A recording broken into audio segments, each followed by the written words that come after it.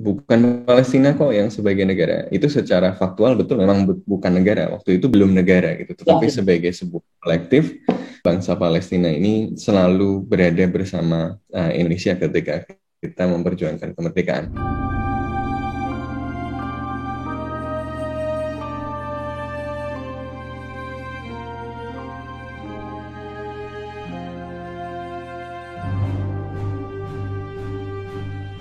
sobat sekalian, kita berjumpa lagi di channel Ustadz Demokrasi. Sebuah channel yang selalu menyajikan isu-isu yang aktual dan tentu analisa yang cukup tajam. Edisi kali ini kita akan membahas berkaitan dengan keprihatinan kita atas tragedi kemanusiaan di Palestina sana, yang sampai hari ini tidak atau belum memperlihatkan tanda-tanda akan berakhir. Korban terus berjatuhan, dan yang lebih memiriskan kita adalah karena korban itu adalah masyarakat sipil tak berdosa. Dan yang lebih penting adalah juga dalamnya kaum perempuan dan anak. Ini kita akan membahas bersama dengan salah seorang pengamat politik luar negeri dari UI, Bapak Sofwan. Beliau ini adalah salah seorang dosen di UI. Sobat sekalian, kalau kita mengamati selama ini bagaimana peristiwa yang terjadi, ada banyak alternatif-alternatif yang ditawarkan. Tentu hanya saja memang alternatif itu tidak mampu menyelesaikan masalah secara tuntas. Paling tidak dua hal kita akan kupas, yaitu adalah apa sebenarnya yang terjadi di sana. Karena ini kan peristiwa yang terus saja terjadi dari waktu ke waktu dan korban terus berjatuhan. Dan yang kedua adalah yang lebih penting, seperti apa sikap yang harus diambil Indonesia, pemerintah kita sekarang, dalam hal ini juga kita semua, untuk kemudian bisa membantu menyelesaikan konflik tragedi kemanusiaan di sana. Ingat, ini adalah tragedi kemanusiaan. Tidak ada yang membenarkan sebuah peristiwa yang terjadi kekerasan. Mas Sofyan, selamat sore. Assalamualaikum warahmatullahi wabarakatuh. Selamat sore, Waalaikumsalam warahmatullahi wabarakatuh. Kira-kira apa pandangannya? Apa yang bisa dibagi kepada kita semua berkaitan dengan Palestina di sana? Saya kira menjadi penting untuk memahami peristiwa kali ini sebagai bagian dari rangkaian peristiwa yang panjang gitu ya. Jadi kalau dibilang misalnya kok bergolak lagi setelah sekian lama tenang-tenang, sebenarnya tidak juga, karena peristiwa-peristiwa ini sebenarnya terjadi terus-menerus gitu ya. Cuma dalam skala yang barangkali tidak menarik perhatian kita ya, karena misalnya pasca serangan besar Israel tahun 2014 yang terakhir di Gaza waktu itu, kemudian ada hasil yang inkonklusif, Israel menghentikan serangan akhirnya setelah tekanan internasional. Hamas juga kemudian menyepakati gencatan senjata. Kita menyaksikan bahwa yang ada itu sebenarnya bukan perdamaian juga gitu ya, karena penindasan secara sistematis dan struktural itu masih terus berlangsung di Palestina oleh Israel gitu ya. Kalau kita mengikuti berita kemarin, misalnya yang kita ikuti adalah sebelum ada peristiwa ini, ada peristiwa pengusiran secara paksa atau forced eviction terhadap sekeluarga atau beberapa keluarga Palestina yang sudah tinggal bergenerasi-generasi di wilayah pemukiman Sheikh Jarrah. Nah, Sheikh Jarrah ini adalah pemukiman yang ada di wilayah Yerusalem Timur, yang seharusnya merupakan bagian dari wilayah yang bahkan menurut hukum internasional yang manapun itu tidak boleh Israel melakukan ekspansi pemukiman di situ gitu ya. Jadi tapi ini dilakukan, dan ini bukan yang pertama. Pemukiman ilegal Israel ini, walaupun Israel telah misalnya mengatakan bahwa mereka menyepakati perjanjian Oslo gitu tahun 90-an. Tapi mereka tidak pernah konsisten pada butir-butir kesepakatan damai yang ada di Oslo itu. Ya, kesepakatan damai di Oslo itu misalnya mengatakan bahwa perluasan settlement itu dihentikan dulu gitu ya. Yang sudah ada kemudian misalnya bertentangan dipikirkan caranya misalnya bisa ada swap. Tapi yang dilakukan oleh Israel adalah ya dia melakukan perluasan terus-menerus ya, tidak peduli isi perjanjiannya apa gitu. Jadi Ya, perjanjiannya lebih digunakan untuk membungkam perlawanan saja gitu. Ini kita sudah damai, kalian nggak boleh nyerang gitu. Kemudian yang memprotes ditangkap dengan alasan perjanjian damai itu. Tapi Israel sendiri itu tidak pernah memenuhi komitmen di dalam perjanjian damai itu dengan terus melakukan perluasan pemukiman ilegal. Nah, salah satu yang kemudian kemarin memicu eskalasi yang lebih besar ini adalah eviction yang kemudian dilakukan di Syekh Jarrah ini, yang hendak dilakukan tapi kemudian warganya melawan. Kenapa? Karena orang Palestina sudah merasa cukup, sudah fed up gitu ya. Masa kita disuruh diam, direpresi dan mengalami penindasan setiap hari. Maka mereka kemudian rame-rame dari beragam spektrum politik itu kemudian turun ke jalan untuk menentang ini. Nah, pada saat yang bersamaan, turun mereka ke jalan ini bersamaan dengan hari-hari terakhir Ramadan, yang kebetulan bersamaan juga dengan perayaan Jerusalem Day. Jadi perayaan hari Jerusalemnya orang-orang Israel gitu ya. Dan ini kemudian membuat tentu saja polisi dan tentara Israel yang ya di dalam sebuah negara settler kolonial gitu ya, itu kemudian ya melindungi pelaksanaan Jerusalem Day tadi dengan merepresi demonstran-demonstran Palestina supaya mereka tidak mengganggu. Jadi termasuk akses ke Al-Aqsa itu kemudian dihalang-halangi.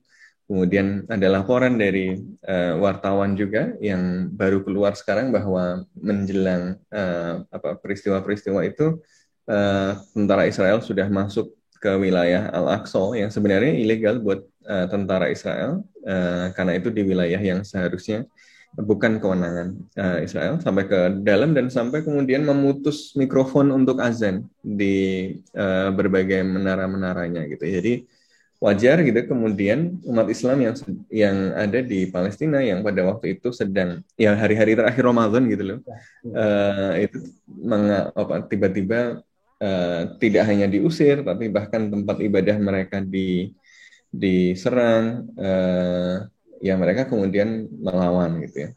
Nah, ketika mereka melawan, mereka ya kembali dianggap sebagai ancaman keamanan, direpresi lebih keras lagi. Kemudian nah ini baru kemudian masuk ke TV-TV kita itu kan, yang ya, tentara dan polisi Israel masuk ke dalam. Nah, ketika terjadi hal itu, demonstrasi makin besar, kelompok perlawanan yang ada di seluruh Palestina, termasuk salah satunya di Gaza, ada tidak hanya Hamas, tapi ada Hamas, ada Jihad Islam, ada Popular Front, dan macam-macam, semua Saraya Al-Quds, dan macam-macam, semuanya kemudian mengatakan kalau Israel tidak menghentikan invasinya ke Masjid Al-Aqsa sampai waktu tertentu, ya kami akan mengirimkan balasan. Nah, yang ini kemudian kita menyaksikan karena Israel tidak menghentikan represinya, ya balasan itu dikirimkan berupa serangan-serangan roket gitu ya. Nah, balasan-balasan inilah yang kemudian dibalas lagi oleh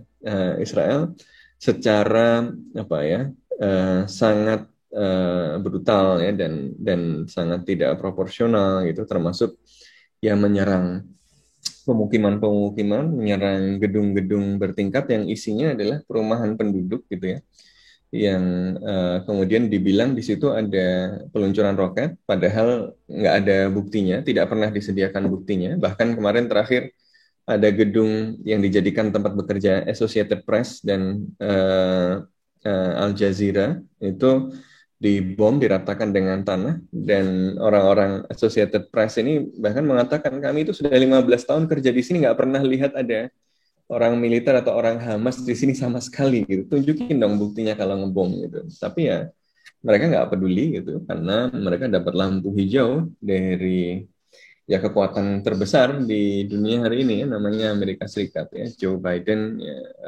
alih-alih misalnya mendorong constraint yang dia lakukan malah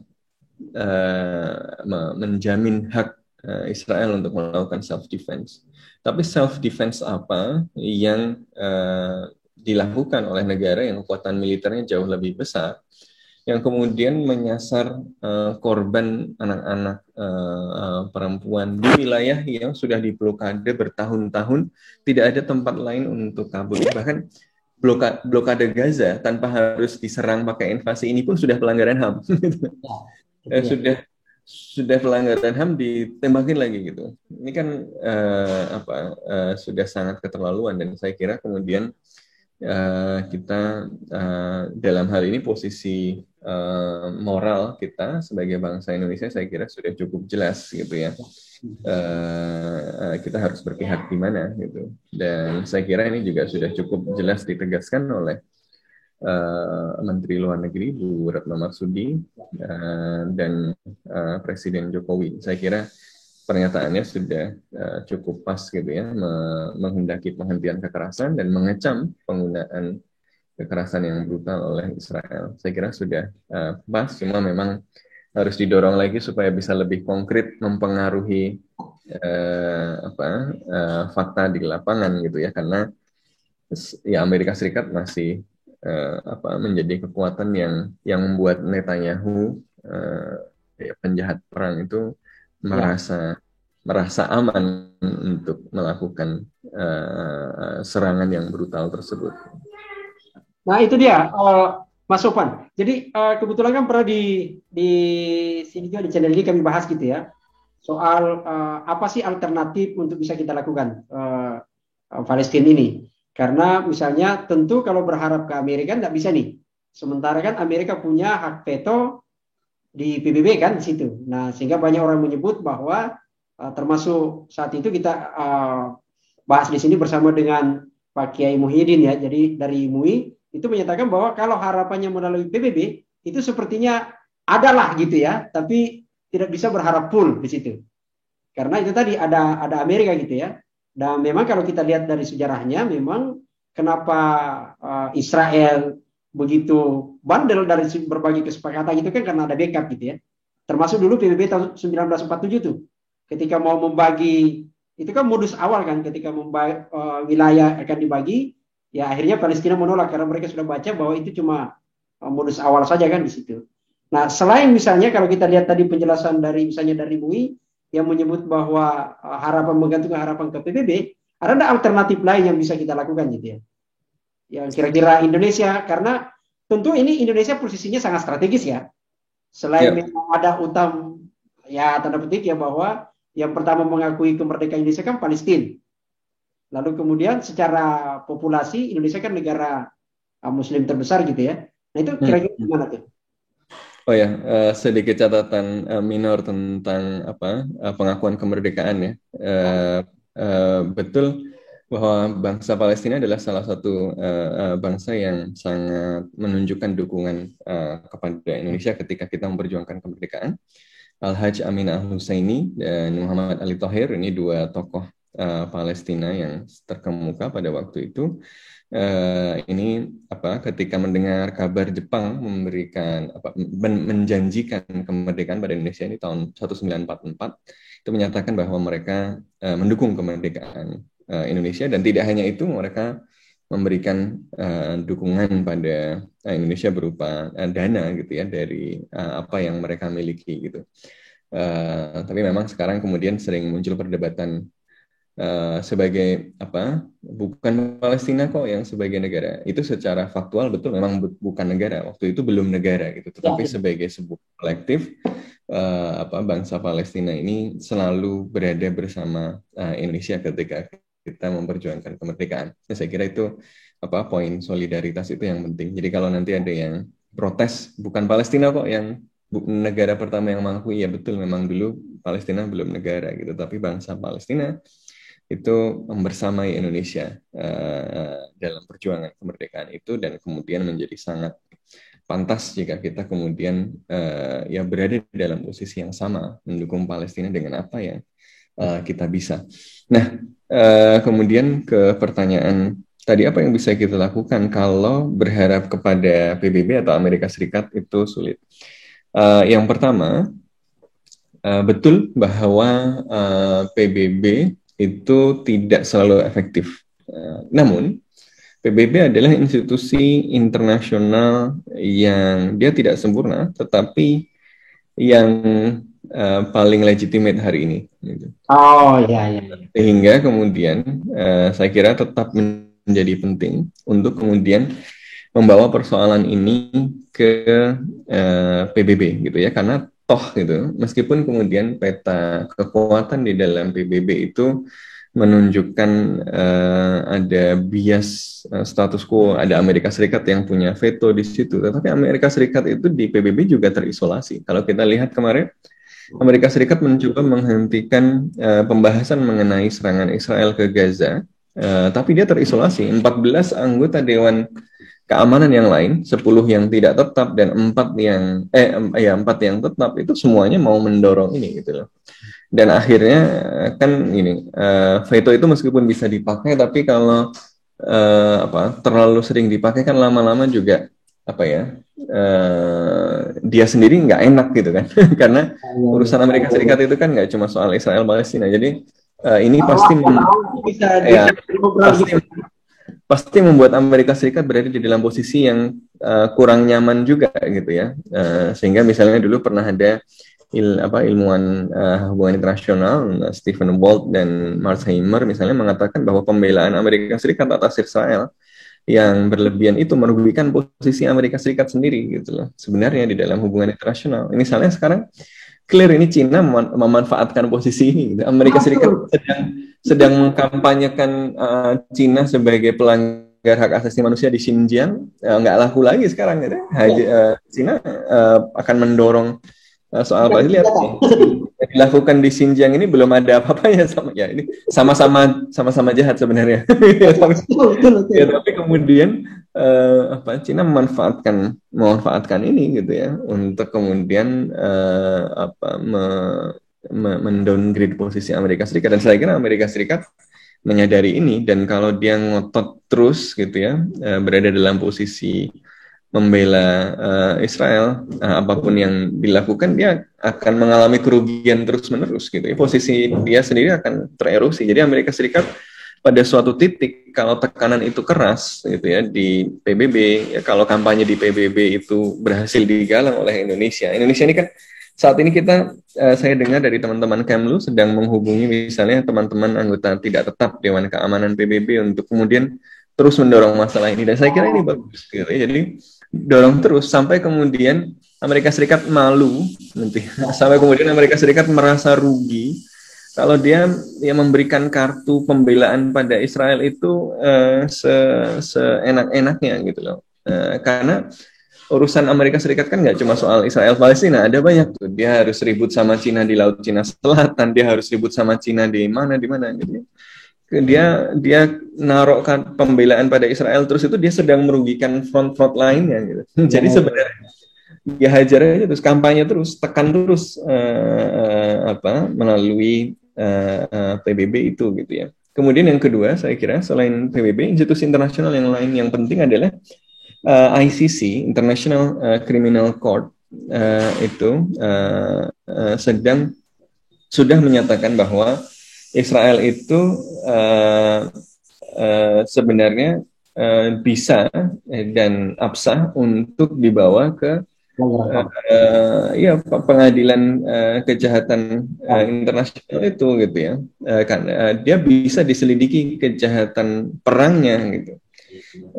Jadi ICC, International Criminal Court, ya sudah memberikan lampu hijau bahwa sebenarnya bisa gitu. Jadi yang bisa kita lakukan adalah sebenarnya dicatat, di-record bukti-bukti kejahatan perang itu. Makanya Israel kan kemarin menyerang media gitu ya, dan kemudian mengintimidasi media sosial, terus menyerang apa antena apa penyiaran internet gitu di Gaza supaya apa? Supaya nggak ada bukti-bukti ini gitu. Jadi eh, kalau ada bukti-bukti ini gitu ya, dan kemudian ada yang mau menyiapkan tuntutan kejahatan perang terhadap Israel, ini bisa dilakukan. Itu sebenarnya Indonesia kalau berani gitu ya, dan memiliki sumber daya, misalnya Indonesia bisa bisa bisa menjadi pihak yang membawa kasus ini ke ICC gitu.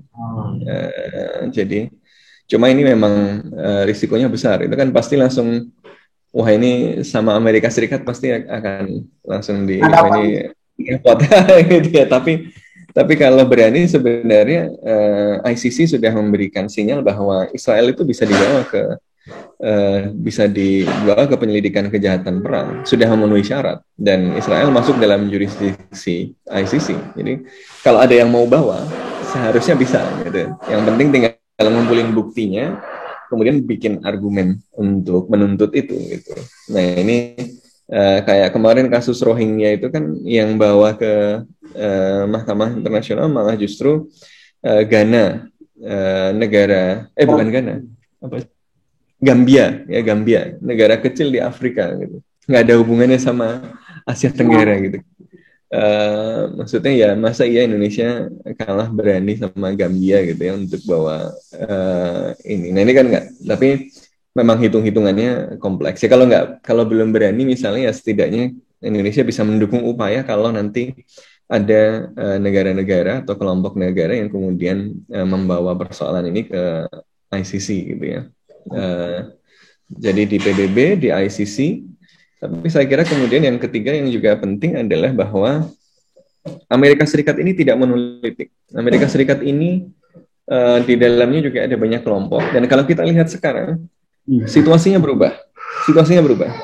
Amerika Serikat itu masyarakatnya tidak lagi didominasi oleh, ya masih dominan, tapi tidak lagi misalnya wacana tentang Israel Palestina itu tidak lagi tunggal. Kalau zaman dulu 10 tahun yang lalu misalnya, ketika ada terjadi peristiwa semacam ini, dukungan pada Israel masih besar sekali, gitu ya, dan masih mengulang-ulang retorika Israel gitu di Amerika. Tapi hari ini ada orang-orang seperti Alexandra Ocasio-Cortez, gitu ya, ada Rashida Tlaib, ada orang-orang yang figur-figur prominent, ada Bernie Sanders gitu ya di dalam politik Amerika Serikat yang bersuara keras juga menentang serangan Israel gitu ya. Jadi saya kira ini yang kemudian terjadi di Amerika Serikat. Ada friksi juga di dalam Partai Demokrat yang sekarang sedang berkuasa di Amerika Serikat. Old guard-nya, status quo, para penjaga tuanya Biden dan kawan-kawannya ini pro Zionis karena duit mereka dari situ. Ya. Tapi yang anak-anak mudanya, saya progresifnya, wah ini pro Palestina, gitu. Jadi kita sebenarnya tinggal tunggu waktu saja. Anak-anak mudanya itu pro Palestina. Bahkan kelompok-kelompok Yahudi progresif di Amerika Serikat itu pro Palestina, Jewish Voice for Peace dan macam-macam itu. Kemarin demo besar sekali. Jadi sebenarnya momentum historisnya itu sedang ke arah pembelaan Palestina, bahkan di Amerika Serikat sendiri, gitu ya. Jadi masalahnya memang old guard-nya ini, status quo-nya ini masih kuat. Yang mereka yang pegang duit, mereka yang pegang kekuasaan. Tapi kita melihat bahwa wacana-wacana alternatif yang sifatnya pro-Palestina ini sekarang muncul. Jadi kita nggak bisa bayangkan tuh 10 tahun yang lalu ada seorang tokoh prominent di Partai Demokrat itu mengecam serangan Israel. Ya, bisa. Tapi hari ini kalau kita lihat petanya di Amerika Serikat berubah juga. Ya, baru tadi kebetulan tadi pagi ada komunikasi dengan Pak Samsi Ali gitu ya. Jadi imam di Jamaika di Amerika gitu kan. Itu kan salah satu mengirim video ke kami soal pernyataan sikap mereka soal Palestina. Dan memang mereka menyebut, jadi situasinya sekarang agak bergeser. Meskipun mereka menghimbau bahwa memberi warning, ya jangan banyak berharap ke Amerika karena dalam catatan sejarah tidak pernah Amerika memang mendukung Palestina gitu kan. Di situ. Tapi situasinya memang agak berbeda. Beberapa tokoh sekarang di Amerika itu malah sudah mengecam juga peristiwa di ini. Gitu. Cuma mereka bertanya nih, nah mungkin Mas Afam bisa jelasin nih kita semua. Karena suara dari negara-negara Muslim nih, Arab gitu ya, yang memang Liga Arab kemarin malah agak membuat mengevaluasi hubungannya dengan Israel gitu kan. Itu gimana sekarang posisi ini gitu ya? Yuk, ya saya kira saya kemudian lanjutkan lagi tadi di faktor lainnya. Tadi kan di Amerika dan institusi internasional. Sekarang bagaimana dengan ya saudara-saudaranya Palestina sendiri gitu ya, negara-negara Arab, Asia gitu ya. Nah, ini yang kemudian saya kira agak pelik ini ya, karena pasca Arab Spring dan kemudian invasi Amerika Serikat ke Irak. Di dua peristiwa ini kemudian mengubah peta geopolitik Timur Tengah. Jadi invasi Amerika Serikat ke Irak itu meruntuhkan rezim Saddam Hussein yang menjadi buffer stabilitas persaingan politik kelompok antara Iran dan negara-negara Teluk gitu ya. Dan buffernya hilang. Kemudian Irak yang sebenarnya secara demografis mayoritas itu Syiah, ini kemudian dikhawatirkan menjadi proksi dari Iran gitu. Dan ini kemudian memiliki kedekatan yang secara geopolitik misalnya secara geografis dia berbatasan dengan negara-negara Teluk dan dengan demikian menjadi ancaman yang lebih nyata. Jadi sejak itu, apalagi ketika Amerika Serikat gagal menciptakan stabilitas di Irak, ya terjadi proliferasi konflik. Ini konflik di Timur Tengah mengeras gitu antara kubu Iran dan kubu Teluk, kubu Saudi gitu ya. Nah, yang kemudian nanti kita lihat misalnya ada di Yaman, ada di Lebanon ya. Sempat kemarin kan Saudi sempat minta Perdana Menteri Lebanon mengundurkan diri tapi batal dan seterusnya. Ini kan mengubah kalkulasi geopolitik itu gitu ya. Kegagalan Amerika Serikat di Irak itu membuat situasi lebih tidak stabil,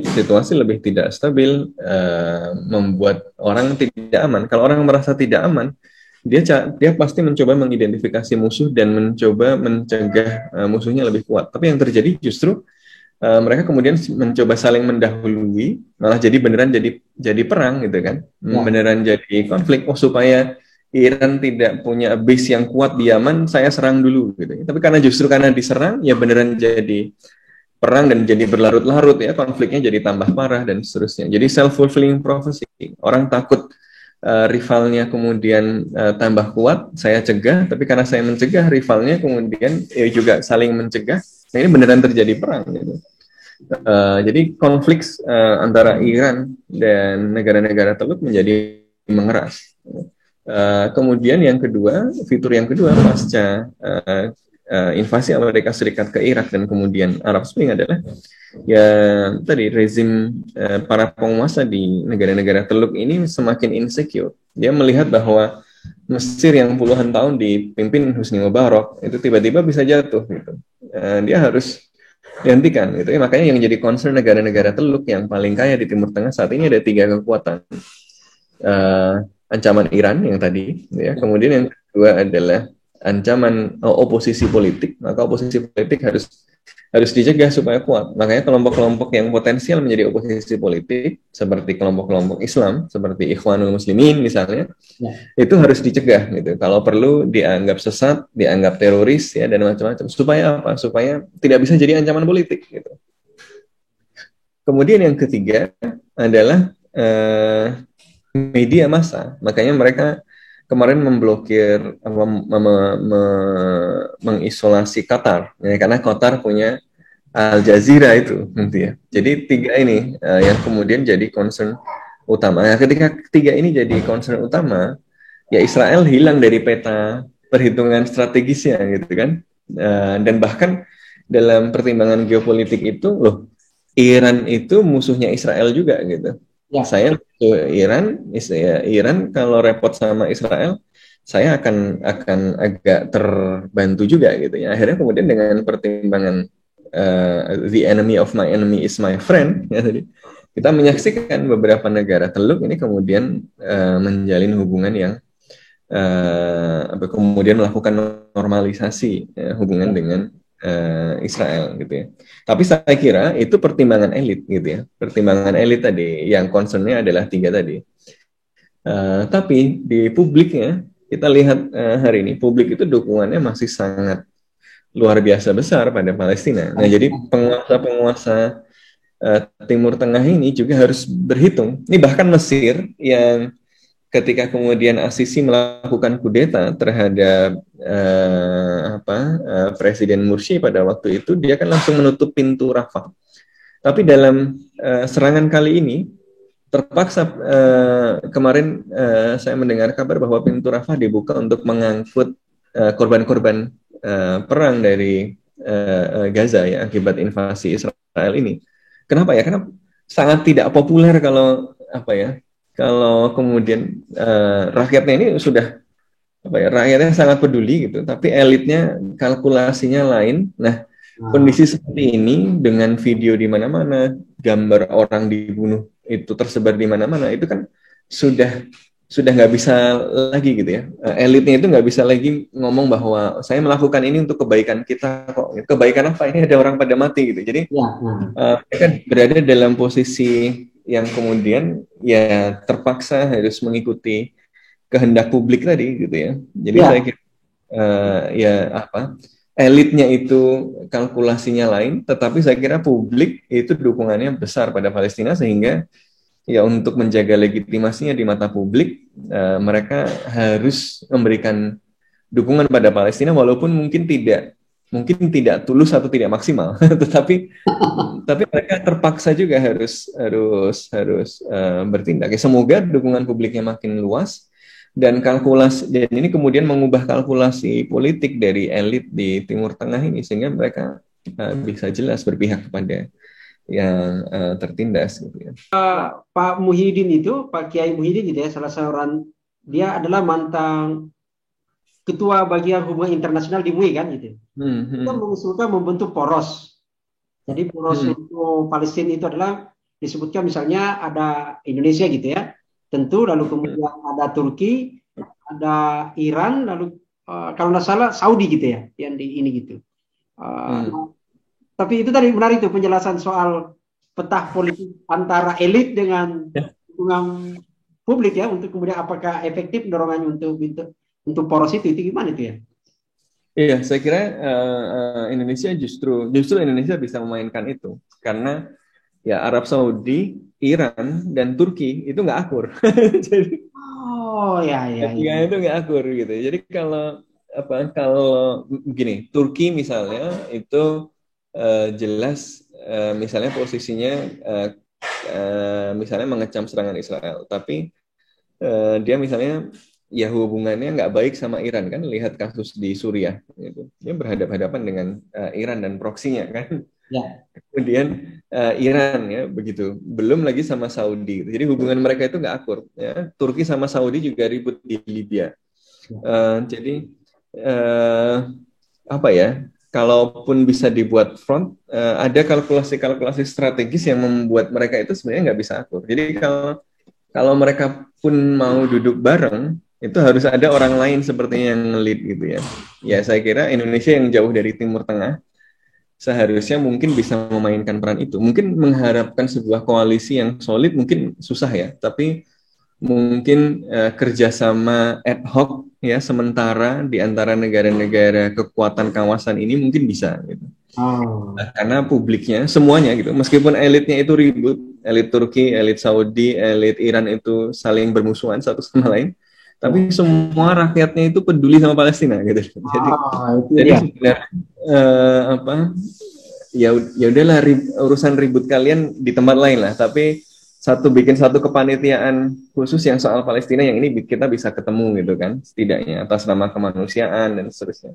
Nah, saya kira Indonesia bisa di situ. Nah, cuma memang problemnya tadi negara-negara ini nggak saling percaya. Iran, Turki, Saudi itu nggak saling percaya, jadi memang agak repot. Mungkin tadi yang malah akan bisa lebih besar adalah mobilisasi dari masyarakat internasional yang sifatnya lintas negara gitu ya. Sekarang kita menyaksikan misalnya teman-teman pekerja di Italia di Livorno itu memboikot, mereka nggak mau ngangkut barang-barang Israel. Jadi ada barang Israel itu mau diangkut dari situ ke pelabuhan di Israel, ya. Pas transit di Italia itu pekerjanya nggak ada yang mau ngangkut. Saya nggak mau ngangkut ke situ, nanti dipakai gitu. dan seterusnya gitu ya. Jadi saya kira kita harus mencari cara-cara untuk menekan dan menentang penjajahan Israel tidak melalui negara-negara ini gitu ya. Tidak harus mengandalkan proses formal di negara gitu. Jadi ya seperti tadi, karena rakyat itu secara umum, karena mereka menyaksikan melalui media sosial, melalui berita, itu nuraninya kan jelas gitu. Nah itu yang kemudian saya kira harus dicari caranya supaya dampak dari masyarakat ini bisa lebih luas gitu ya. Misalnya ini justru populer di Barat, itu ada namanya BDS, Boycott, Divest, Sanction. Jadi boykot produk-produk Israel, dorong divestasi. Jadi kalau ada perusahaan invest di Israel atau yang endorse Israel, itu disuruh pindah ke tempat lain, dan sanction, dan memberikan sanksi kepada Israel. Nah ini gerakan-gerakan semacam ini ya harus kita kembangkan ya, dia lintas negara, lintas kelompok dan macam-macam. Nah ini jadi macam-macam, ada jalannya melalui institusi internasional tadi, lewat PBB harus ditekan terus, kemudian lewat ICC, International Criminal Court, lalu ya melalui proses diplomatik di antara negara, dan Indonesia saya kira bisa memainkan peran itu, termasuk tadi mungkin membentuk koalisi beberapa kekuatan penting di kawasan, kemudian ya kita dorong perubahan posisi politik di negara-negara penting seperti Amerika Serikat, misalnya dengan terus mengkampanyekan persoalan Palestina ini. Dan yang kelima ya melakukan kerjasama lintas negara di level masyarakat. Ini yang kemudian bisa efektif tadi. Saya kira hal-hal ini yang kemudian bisa kita lakukan secara bersama-sama gitu ya. Dan kalau kita lihat ini bekerja, ketika teman-teman misalnya meributkan soal ini di media sosial, jangan dikira itu nggak ada dampaknya, itu ada dampaknya. Jadi tetap nge-tweet, tetap Instagram, tetap retweet fakta-fakta lapangan dari sumber-sumber terpercaya gitu ya. Karena Israel itu menganggarkan triliunan ya untuk Hasbara. Hasbara itu kampanye media sosial. Nah, kalau bahasa kita buzzer.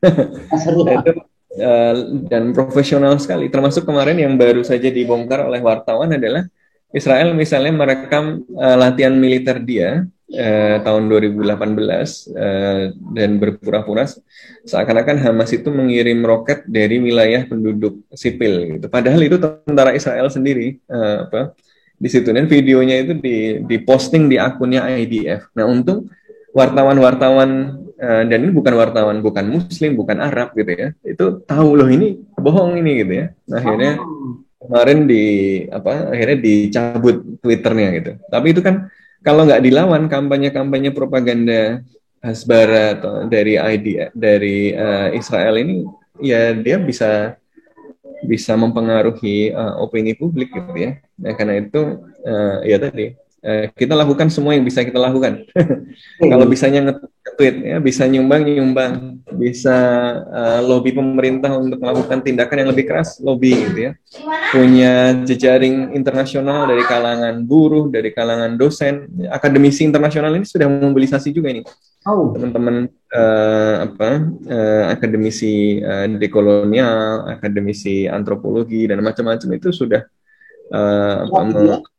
ya, dan lintas agama, lintas negara, macam-macam ini sudah membangun solidaritas untuk Palestina ini. Jadi ini dorong terus, apapun yang kita bisa lakukan, gitu. Sekecil apapun pasti berpengaruh. Mas, satu lagi Mas, ini saya agak penasaran ini soal Rusia ini. Ini kan Ya. kita baca sejarah kan, mereka ini kan masuk dalam bagian sekutu kemarin sama Inggris kan, Hmm. sejarah awal itu yang kemudian waktu Kesultanan Utsmania itu. Tapi kan yang agak getol juga sekarang ini kan Rusia tuh, dan dia kan di anggota tetap di PBB gitu loh. Itu gimana Ya. itu? Ya, Rusia ini kan memang posisinya unik ya. Rusia ini adalah kekuatan yang merupakan pewaris dari Uni Soviet. Yang Uni Soviet itu adalah ya saingan Amerika Serikat Ya, ketika Perang Dingin gitu ya. Dan ketika Perang Dingin selesai, Rusia itu kemudian merasa terancam misalnya dengan ekspansi blok Barat gitu ya, yang misalnya ditunjukkan dari ekspansi NATO dan ekspansi Uni Eropa. Makanya kemarin ribut di Ukraina itu kan. ya, Uh, jadi Rusia ini adalah kekuatan yang melihat bahwa sistem internasional hari ini yang didominasi oleh Amerika Serikat itu bukan sistem yang ideal gitu ya. Dia mencoba melakukan perubahan-perubahan terhadap sistem itu gitu ya, dan dia melawan di beberapa tempat. Ya termasuk juga misalnya di Suriah kemarin kan terlihat sekali bagaimana Amerika Serikat itu mendukung kekuatan anti Assad, oposisi, sementara Rusia turun mendukung Assad. Bashar Assad itu hampir kalah. Assad itu hampir kalah. Dia itu cuma bisa menang ketika Sukhoi-nya Rusia itu akhirnya turun ke lapangan. Jadi keterlibatan Rusia itu mengubah kalkulasi yang ada di Suriah. Gitu. Nah di Palestina, nah ini yang kemudian masih memang Israel Rusia saya kira masih hati-hati gitu ya. Rusia masih cukup berhati-hati karena ya tadi Amerika Serikat itu posisinya sudah sangat kuat di situ, gitu ya. Dan Israel itu ya sudah ya juga salah satu kekuatan yang secara militer besar, dia punya nuklir gitu ya. Jadi Rusia juga mau mengambil sikap, saya kira hati-hati. Tapi Rusia itu saya kira melihat ini juga sebagai peluang untuk eh, menaikkan posisinya dan mengurangi kekuatan Amerika Serikat gitu kan. Maka dia pasti akan mencoba mencari cara memanfaatkan isu ini juga gitu.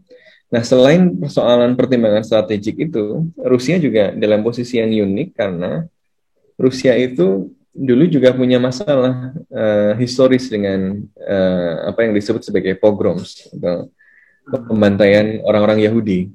nah, Jadi kalau teman-teman pernah mendengar protokol Zion itu ya, protokol Zion itu konon itu difabrikasi atau dibuat oleh elit Rusia pada zaman itu untuk membenarkan pembantaian terhadap Yahudi. Jadi orang-orang orang-orang Israel itu kan sebenarnya didominasi oleh Ashkenazi, ini orang-orang Yahudi yang berasal dari Eropa. Kenapa? Karena di Eropa mereka dibantai. ya, Di Timur Tengah sendiri mereka damai gitu loh. Dan orang Yahudi itu dari dulu ada di Palestina. Orang Yahudi itu dari dulu ada di Turki. Orang Yahudi itu dari dulu ada di seluruh Arab itu ada gitu. Damai-damai aja gitu. Nggak ribet. Ketika terjadi Reconquista di Spanyol, itu, itu orang Sultan Turki itu mengirim kapal untuk menyelamatkan yang Muslim dan yang Yahudi sekaligus. Maka di Istanbul itu ada banyak sinagog gitu. Uh, jadi uh, jadi orang Arab itu sebenarnya nggak pernah ada masalah. Orang Islam itu sebenarnya nggak pernah ada masalah sama orang Yahudi. Sampai orang-orang Eropa ini pada abad 19 itu kemudian mengalami kebangkitan nasionalisme ya, ada pan-Jermanisme, pan-Italianisme yang kemudian meningkatkan semangat rasial itu, yang kemudian menganggap orang Yahudi sebagai virus, sebagai ancaman. Jadi yang anti Yahudi, yang antisemit itu ya orang-orang Eropa gitu, orang Rusia, orang Jerman, orang Italia macam-macam yang kemudian melakukan penindasan kepada orang Yahudi, yang kemudian membuat orang Yahudi merasa wah saya nggak aman kalau nggak punya negara sendiri. Nah, akhirnya orang-orang seperti Theodor Herzl bilang ya kalau begitu kita harus mendirikan satu negara sendiri. Nah, ini kemudian memunculkan gagasan Zionisme itu. Masalahnya adalah yang jadi korban ini kan orang yang nggak ada hubungannya. Ini orang ya, yang selama ini malah baik, yang baik-baik aja, yang selama ini ketika orang-orang Yahudi itu melakukan aliyah atau imigrasi dari Rusia, dari Eropa Timur, kabur dari pembantaian di Eropa, ya diterima baik-baik saja sama orang-orang Palestina gitu ya. Sudah, ya sini silahkan masuk gitu ya. Boleh beli tanah dan macam-macam gitu. Ya cuma yang kemudian terjadi adalah ya justru yang sebenarnya nggak ada masalah sama mereka inilah yang kemudian dijahati kan, dirampas tanahnya. Ya kan? Kalau Jadi seperti itu ya kan, itu posisinya juga kemudian agak ini karena ada keturunan-keturunan Rusia yang kabur ke Israel juga gitu ya.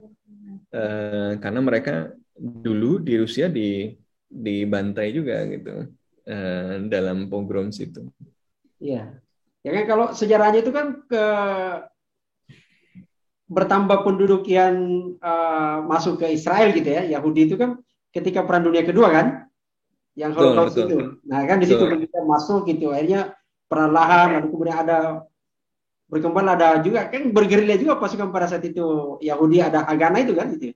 Ya, betul.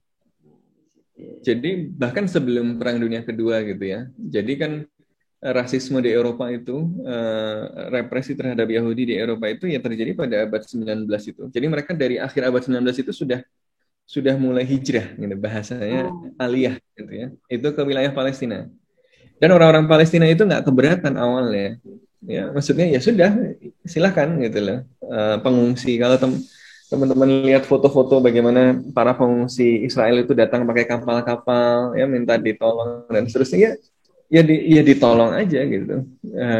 Tapi kemudian nanti pada tahun 30-an mulai muncul friksi. Kenapa? Karena orang-orang Arab yang ada di Palestina mulai melihat gejala yang mengkhawatirkan gitu. Kenapa? Ya tadi karena kemudian ketika Inggris misalnya mulai kewalahan, Inggris ini menjanjikan Palestina kepada dua pihak sekaligus. Jadi dia menjanjikan kepada penguasa Hijaz, Syarif Hussein, bahwa kalau kalian ikut membantu melawan Turki bersama Inggris, maka kalian nanti akan diberikan kemerdekaan di seluruh wilayah Arab, termasuk wilayah Palestina. Ini nanti akan jadi wilayah negara Arab, gitu ya. Ini ada di Hussein McMahon, perjanjian Hussein McMahon. Tapi setahun kemudian Inggris berjanji lagi kepada orang lain. Berjanji lagi lewat deklarasi Balfour kepada orang-orang Yahudi bahwa Palestina ini akan jadi Jewish National Homeland, gitu loh. Jadi ini gara-gara penjajah Inggris seenaknya saja ngasih janji supaya orang-orang Arab mau melawan Turki, dia kasih ini saya kasih wilayah ini gitu. Akhirnya orang Arab mau melawan Turki. Supaya orang Yahudi mau dukung Inggris gitu ya, dan mereka mau pergi dari Inggris gitu. Ya mereka dan kemudian dapat Inggris juga dapat kepentingan strategik karena ada mitra di situ. Kemudian mereka dijanjikan juga di wilayah yang sama. Ini kan jadi ribut gitu. Ketika Inggris mau pergi, gimana ini nasib wilayah ini? Katanya dikasih ke Arab atau dikasih ke